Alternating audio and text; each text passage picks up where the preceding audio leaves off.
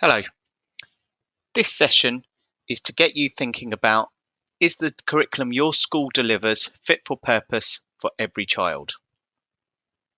My name is Harmeet Sahota. I'm a part-time senior assistant head teacher in a school in northwest London, regional lead for the EdTech demo program, a Google trainer and innovator, a consultant and the founder of www.curriculumwide.co.uk. CurriculumWide is a platform that provides schools with the information they need to create a student-centered curriculum for their learners, empowering students and supporting the reduction of exclusions and student needs. In this session today, I have a few questions for you to ponder. Is school league table performance more important than student well-being? Are we as schools contributing to the steep rise in exclusions?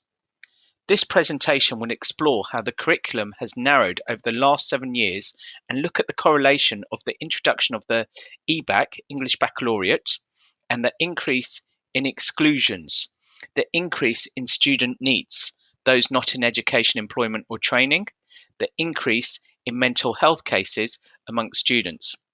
This session will also look at the goals of CurriculumWide and discuss the following points: the importance of the creative arts, the need for a variety of student-centered subjects to be offered in schools, and the importance of offering an accessible curriculum for every learner. These statistics from Young Minds were taken pre-lockdown. 1 in 8 children have a diagnosable mental health disorder. 1 in 6 young people aged 16 to 24 has a common mental health disorder such as depression or anxiety. So what can we do to support mental health in schools? It's very high on the agenda in many schools, and the pastoral support will vary from institute to institute. But the vast majority do a fantastic job, whether it's through assemblies, PSHCE, curriculum days, or built throughout the curriculum. Many schools have their own counsellors, as well as student peer mentoring, student counsellors, and this all leads to encouraging students to speak up, whether it's through online support, encouraging them to talk to their friends, peers, family, or staff. How school affected my mental health. This is a student called Ian. It's his story told through mentalhealth.org.uk. This quote is taken from his story. He talks about the increase in academic stress with schools, exams and tests, and all accounting towards his poor levels of mental well-being. And my question is, are we as schools adding to student stress? Students sometimes with inflated high target grades, performance-based appraisals for teachers, that teacher pressure to achieve put on students. This starts a cycle that can lead to the way Ian was feeling. As previously mentioned, we do a lot of positive work to raise the profile of mental health in schools. But when you read comments like this, are we inadvertently part of the cause? This leads me to this tweet from Miss White PE, who talked about the promotion of art, music and sport during lockdown. Yet, even though it's kept us sane during lockdown, why isn't it essential when it comes to funding in schools? I had an interesting conversation with a director of a teaching school who informed me in terms of music and many other subjects, there's no longer any funding available. And as a result, she's only got one music teacher starting their skip program next year. This makes it extremely hard to push the creative arts, especially when it's deemed not to be valued. These quotes show the importance of the creative arts, and they've been sidelined in some schools for quite a while now following government reforms.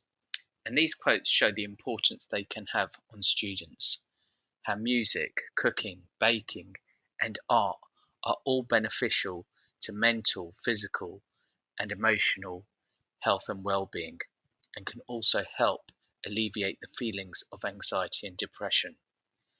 It's a shame it requires a lockdown for all of this to be highlighted. In 2012, when I was in charge of curriculum, I had approximately 30 pupils who struggled with accessing mainstream curriculum. We engaged with a fantastic young apprentice program that had students weekly completing 4 to 8 hours of motor mechanics, construction, and hairdressing on and off site, alongside completing 50 hours of work experience in their own school holidays to achieve the YA award. All the courses were extremely successful, with a 100% pass rate for all participants and incentives to do well in other subject areas. This includes a student at risk of exclusion securing an apprenticeship with Ferrari and another student being named Vauxhall Apprentice of the Year, all as a result of the motor mechanics course. Without this pathway, there would not have been this success story, sense of achievement, pride, and ambition. And this is something that I feel we have lost. Government reforms in 2014 and the intro of the EBacc led to all of those courses being dropped. Students who were already struggling with mainstream education were being forced to participate in EBacc subjects to support school performance league tables, opposed to studying more accessible creative arts courses or vocational courses they could be successful in. Since 2017, we've seen a 20% rise in the number of students not in education, employment, or training, rising to 133,000 in 2019 from 111,000 in 2017.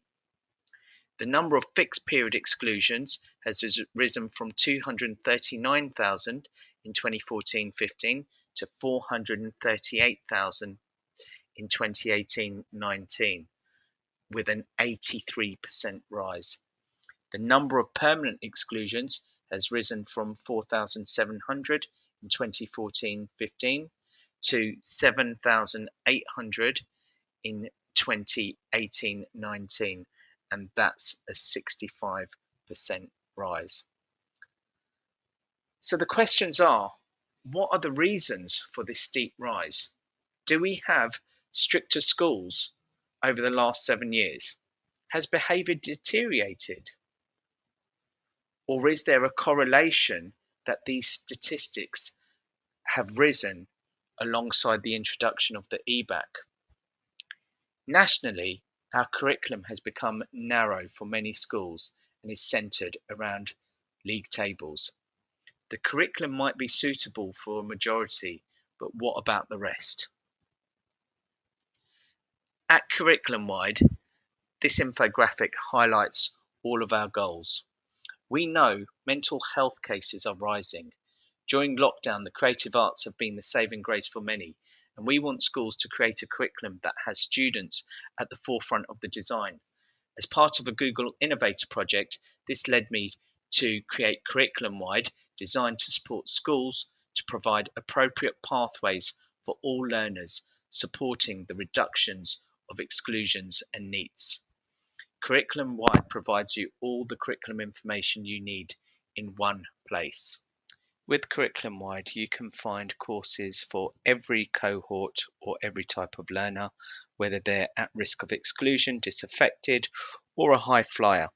If we take Ian, for example, he struggled with exams, so we could find a course that is coursework only. If I hit search, it will return a lot of results, and you can see over 13,000. There's lots of filters here you can use to try and narrow that down by going by level, but we'll go by accredited courses. If you want to search for courses that would count towards performance tables, and that returns 51 results. So let's just choose Tech Award in Performing Arts, and what you get is the qualification type, the guided learning hours, discount codes. Now that's really important in creative subjects. You've got the pass rates, and you can even choose the previous year if you want to compare what the results were before centre assessed grades. And then you've also got the entries for similar subjects, well, the same subject area, but from a different exam board.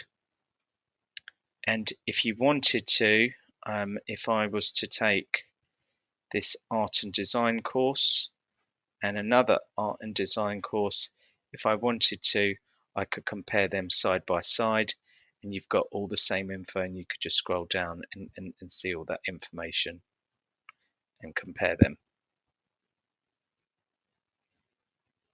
So that's just a quick overview of what you can do with CurriculumWide and help you find courses for cohorts and individuals that will allow students to become successful. Schools using CurriculumWide have started to deliver marine, horticulture, fishing and culinary courses to support students to stay in school. There are also schools using CurriculumWide to see which courses are most successful nationally, as well as challenge students at the top end by introducing courses such as astronomy and mechanical engineering. There are many benefits highlighted, but our main focus is for schools to tailor the curriculum to the needs of the students and find courses with no exams to suit the likes of Ian, to help support students with mental health and at risk of becoming a NEET or excluded. We have heard the mental health, NEET and exclusion stats today. We've heard about the difficulties students can face with exams and pressure to succeed.